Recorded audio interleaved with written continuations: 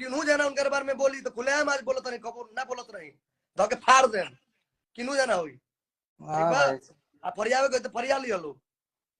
ठीक रही है कि कुत्ता बिलाई के साथ, अरे कुत्ता बिलाई के भैया होता है भाग भोसड़ी वाले गाने वाली इज्जत की और मान सम्मान की बात कर रही हैं। घोड़ी में 32 GB रैम बा, तोहरे रैम से हमारा फोन चलता है, इंडस्ट्री चलता तोहरे रैम से या इनका कि हिट होके के फिर से जुनून चलल बा। भइल बड़ू गाय का नोट नोट लगवाई का पैबू, छोड़ा नोटेशन के बाद तू करे जे प्रॉपर गायक होला, सम्मान इज्जत तार हो गइल बा, इतना तू इज्जत वाली हो गई, इतना देर से बाड़ी बाड़ी कह के बतियावत रही।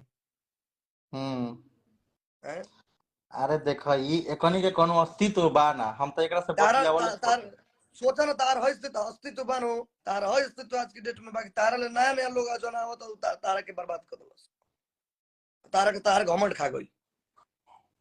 एकरा समझ में आवे के चाहिए कि केकरा के का कहती है एकरा, तो मने बताओ अब ना मिलल अंगूर तो अंगूर खाटा बा, यह न कहे के चाहती है।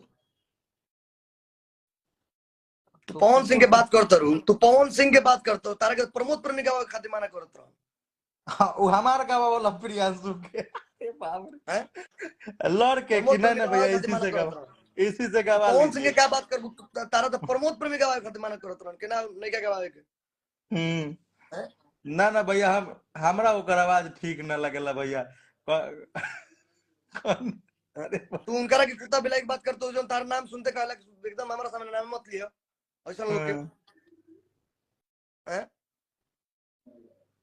आज तक आपके बारे में वो इंसान कभी कहीं भी कुछ टिप्पणी किए हैं क्या, कभी भी? ये जानता रहा जी। नहीं एक सेकंड, आपको पवन सिंह भैया से क्या गाना गाने के लिए कि मैडम मेरा एक गाना गा दीजिए ना, मैं मेरा भी मार्केट थोड़ा चलेगा। अरे तारा वजह सुनकर बाजार चलता है। हम तो एकनी के साहस के संगे गा के लोग हिट होला, उनका संगे गा के लोग हिट होला। ठीक बा, और हम गर्व से बोल कि उनके साथ हम काम कर, उनके परिवार के सदस्य हैं और लड़का माने ले हमारा के।